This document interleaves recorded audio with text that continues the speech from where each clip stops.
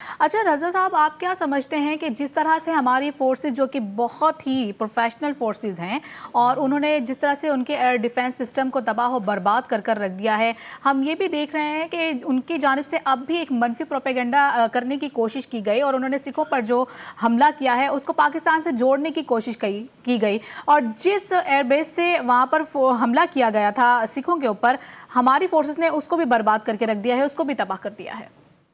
جی بالکل جی، بہت ہی ایپٹلی آپ نے بات کی جی۔ سب سے پہلی بات تو یہ ہے کہ اس زمانے میں یہ چھپانا بہت مشکل ہے کہ میزائل کدھر سے فائر ہوا اور کہاں پہ لینڈ کیا۔ اگر آپ کو یاد ہو تو جو D G I S P R نے بریفنگ دی تھی اس میں انہوں نے پوری ویڈیو دکھائی تھی کہ میزائل کہاں سے فائر ہوا، آدم پور بیس سے فائر ہوئے اور وہ انہوں نے امرتسر میں گرائے، اور ایک میزائل جو پاکستان کی طرف آ رہا تھا اس کو انٹرسپٹ کر لیا گیا۔ تو انہوں نے اس کے علاوہ ایک اور کام بھی کیا ہے جی کہ اس لڑائی کو پھیلانے کے لیے، ایکسپینڈ کرنے کے لیے انہوں نے بیچ میں افغانستان کو بھی انوالو کرنے کی کوشش کی ہے۔ تو یہ انتہائی بری حرکت تھی کہ یہ اپنے ملک میں بھی فائر کر کے ہمارے اوپر الزام لگانا چاہ رہے ہیں اور بیچ میں افغانستان کو بھی انوالو کر رہے ہیں، اور شاید افغانستان کو بھی یہ کہتے ہیں کہ پاکستان نے آپ پہ فائر کیا۔ بالکل ہی آئی وڈ سے بہت ہی انمیچور اور بچگانہ قسم کی جو ہے وہ اسٹریٹجی یوز کر رہے تھے، جس کا پاکستان نے بہت مؤثر جواب دیا، اور دنیا کو بھی پتہ چل گیا کہ سچ کیا ہے، جھوٹ کیا ہے، صحیح کیا ہے، غلط کیا ہے، اور جو افواج پاکستان ہے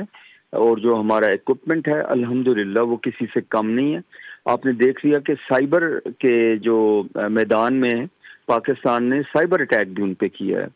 اور ان کو ابھی سمجھ نہیں آ رہی کہ وہ ان چیزوں کو درست کیسے کریں کہ پاکستان ان کے سسٹم ہیک کر لیے، ان کی بجلیاں بند ہو گئیں، ان کے بہت سارے جو ہیں وہ سرورز، ان کے بہت سارے آئی ٹی ہبز وہ جو ہیں سو ناکارہ بنا دیے گئے۔ اچھا میجر صاحب، یہ بھی آپ سے جاننا چاہیں گے، کسی بھی ہتھیار کو، کسی بھی ویپن کو یوز کرنے کے لیے پروفیشنلزم اور ایکسپرٹ کا ہونا ضروری ہے۔ ہم نے دیکھا کہ کس طرح سے ہماری فورسز نے ان کے رافیل کو تباہ و برباد کر دیا، جس پر بھارت کو، نریندر مودی کو بہت زیادہ گھمنڈ تھا، اور وہ کہہ رہا تھا کہ جب رافیل ہوتا تو نتیجہ کچھ اور ہوتا۔ خیر نتیجہ تو اس نے دیکھ لیا کہ کیا نکلا، اور منہ کی کھانا پڑی اس کو، اور اس کا غرور خاک میں مل گیا۔ تو لگ یہ رہا ہے کہ ان کے پاس ایکسپرٹ بھی نہیں ہے، پروفیشنلز بھی نہیں ہیں ان کے پاس فورسز میں، جو کہ ان سب چیزوں کو، ان ہتھیاروں کو، ان ویپنز کو یوز کر سکیں۔ Miss Sana very well said جی۔ وہ بہت پرانی سینگ ہے، it's not the gun which matters, it's a man behind the gun which matters. تو ایکچولی پاکستان کی جو افواج ہیں الحمدللہ ہماری ٹریننگ بڑی ریگرس ہے، ہمارے لوگ جو ہیں وہ بہت اسکلفل ہیں، اور اس سے بھی بڑی بات یہ کہ ہماری افواج جو ہیں وہ بیٹل ہارڈنڈ ہو چکی ہیں۔ جب سے افغانستان میں سوویت یونین آیا تھا، اور اس کے بعد پھر جو 9/11 کے بعد کے 25 سال ہیں تقریباً، پاکستان کی افواج جو ہیں پچھلے 20 سے 25 سالوں میں مسلسل حالت جنگ میں ہیں، ایئر جی فورس ہو، آرمی ہو، نیوی ہو، سارے